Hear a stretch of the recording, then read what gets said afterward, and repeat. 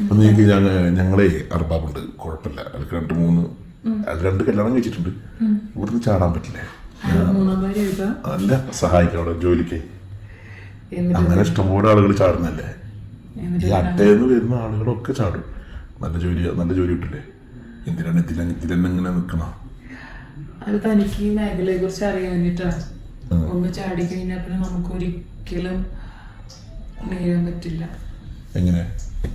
നമ്മൾ അറിയാവുന്ന ആരെങ്കിലും ഒക്കെ ആയിട്ട് ഉണ്ടാവും എവിടെയെങ്കിലും. പിന്നെ അതുപോലെ തന്നെ നമുക്ക് കുറെ കോൺടാക്ട്സ് ഉണ്ടാവും. അവര് നമ്മളോട് ഇങ്ങനെ ആവശ്യപ്പെടും.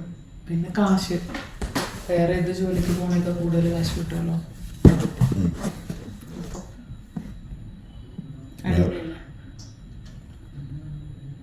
ഇതിപ്പോ എത്ര വർഷമായി? ഞാനിപ്പോ 8 വർഷമായി. 8 വർഷം നാട്ടിൽ പോയിട്ടില്ല? 8 വർഷമായിട്ട് നാട്ടിൽ പോയില്ല. നാട്ടിൽ ആരിയ്ക്കണോ പോവാനും. സമ്പാദ്യം നാട്ടിലൊരു. അപ്പൊ ഒരാള് നിങ്ങൾക്ക് വന്നാൽ എത്ര രൂപ കിട്ടും?